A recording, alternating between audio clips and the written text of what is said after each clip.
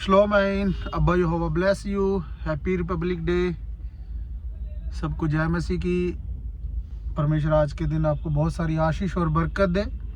तो मैं एक वचन के द्वारा आपसे एक छोटी सी बात करना चाहता हूँ, जिसके द्वारा यहोवा आपको ब्लेस करेगा। धन्यवाद करते हैं यहोवा का। और ये वचन नीति वचन 3:5 और 6। तू अपनी समझ का सहारा ना लेकर हर काम में यहोवा को याद रख और वह तेरे मार्ग को सीधा करेगा। आमीन। ये वचन यहोवा ने हमें दिया है। हम जो विश्वासी हैं, बहुत टाइम से यहोवा में चल रहे हैं, क्या हम इन वचनों को फॉलो करते हैं? अगर हम इन वचनों को फॉलो करेंगे तो यहोवा हमें आशीष देगा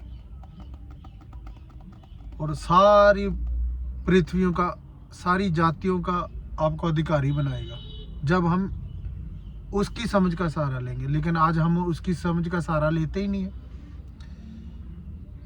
बहुत पुराने विश्वासी हैं अपनी ही चिंता में। प्रभु यहोवा यीशु ने तो कहा है कि अपनी सारी चिंता बोझ मेरे ऊपर डाल, लेकिन हम बोझों से खुद ही दबे पड़े हैं। हमें खुद की चिंता, बच्चों की चिंता, शादियों की चिंता। यहोवा के कलाम में लिखा है कि मैं तेरे मार्ग को सीधा करूंगा।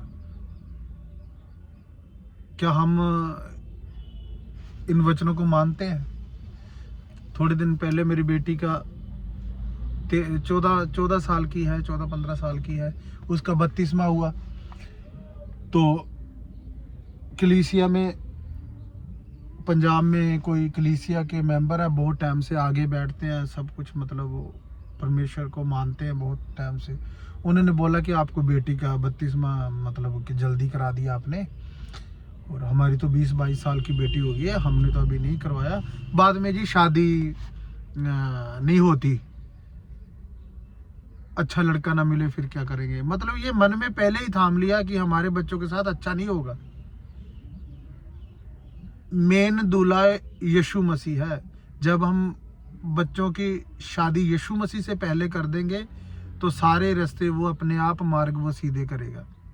हमें तो खुद ही चिंता है कि बच्चों का ये करना, बच्चों का वो करना, फिर क्या फायदा हमारा इतने सालों में प्रभु में आने का। कल खुदा के दास हमारे डॉक्टर इजाक मलिक पास्टर जी, हमारे जिस चर्च में मैं जुड़ा हुआ हूँ, बहुत अच्छी टीचिंग देते हैं वो। उनके द्वारा हमने बहुत कुछ सीखा है, बहुत आगे तक लेके गया। हमारी चर्च ही ऐसी है कि जहाँ पे कोई कॉम्प्रोमाइज़ नहीं होता, सिर्फ बाइबल के वचन होते हैं। रेमा फेथ मिनिस्ट्री चर्च है हमारी पीरागढ़ी में। तो यहोवा आशीष दे हमारे दास को, जहाँ जहाँ भी वो जाते हैं। उनके द्वारा हमने बहुत कुछ सीखा है। कल उन्होंने वचन सुनाया था, जो यीशु कहे वो करना। चेलों ने काना की शादी में जैसे जैसे यीशु ने बोला, चेलों ने किया और वहाँ चमत्कार हुआ। हम कैसे, हमारे मार्ग कैसे सीधे होंगे? हम वो करते नहीं है जो यीशु मसीह कहता है। हमें तो खुद ही चिंता है कि हमारे बच्चों की शादी कैसे होगी। एक चर्च में दो बहनें आती हैं, आपसरी में उनका प्यार ही नहीं है। दो भाई आते हैं और गए यहोवा की आराधना करने में, लेकिन अंदर से ईर्खा से भरे हुए हैं, अपने भाई के साथ बनती नहीं। कलाम में तो लिखा है, अगर तुम्हारे भाई में कोई दुश्मनी है तो पहले जाके सुलह कर, फिर भवन में आ, फिर तेरे यहोवा तेरी हर एक घटी को, तेरे मार्ग को फिर ही तो सीधा करेगा। लेकिन नहीं, हम ये करते ही नहीं है। यहोवा कैसे आशीष देगा?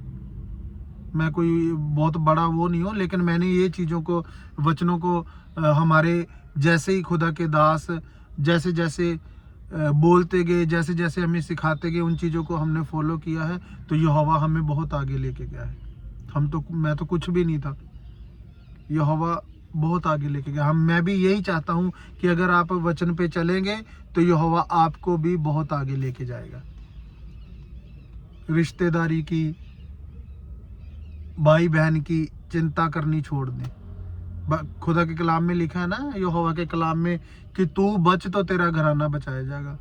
हम अगर खुद ही चिंता करेंगे तो हमारे बच्चे हमसे क्या सीखेंगे? उन्होंने कहना प्यो भी साडा चिंता करी जाता, कोई नहीं रहन दो पर, जो जितना चलता चलन दो।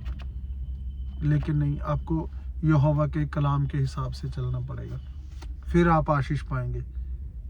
नहीं तो ना ही आप पाएंगे, ना ही आपको देख के आपके बच्चे पाएंगे, ना ही आपके पड़ोसी पाएंगे। इससे कोई फायदा नहीं होगा आपको। फिर तो हम नाम के मसीह हैं जी। अगर आपने यहोवा से आशीष पानी है, आगे बढ़ना है, तो यहोवा के वचन को फॉलो करना पड़ेगा। नो कॉम्प्रोमाइज, कोई कॉम्प्रोमाइज नहीं। जो कलाम में लिखा है वो लिखा है बस। यहोवा आशीष देगा हमें लेनी आनी चाहिए। यहोवा बहुत महान है, वो सर्वशक्तिमान है। वो तो कहता है कि दुनिया के शोर तक तुझे मैं ले जाऊंगा। जहां तू पैर रखेगा वो धरती में कह रहा तेरे नाम कर दूंगा।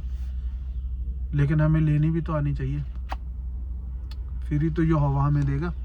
कोई कॉम्प्रोमाइज ना करे, वचन के साथ कोई कॉम्प्रोमाइज ना करे। अगर जब दानियल को देखा गया कि ये मूर्ति के आगे नहीं झुक रहा, तो राजा के पास लेके गए, तो उसने बोला कि मैं यहोवा को मानता हूँ, मैं मूर्तियों के आगे नहीं झुकूंगा।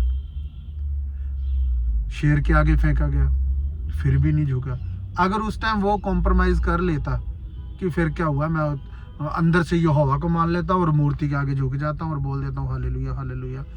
अगर वो कॉम्प्रोमाइज कर लेता तो आज उनका नाम खुदा के वचन बाइबल में दानियल का नाम नहीं होना था।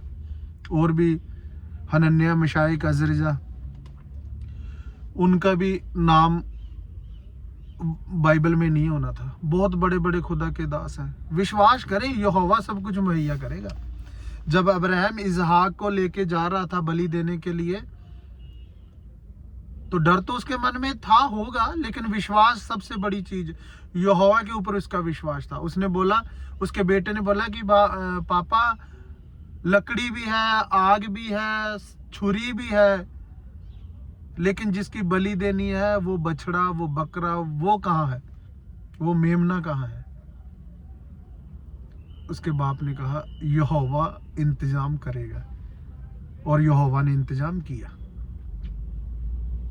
ऐसा विश्वास होना चाहिए, फिर हम बढ़ेंगे। नहीं तो फिर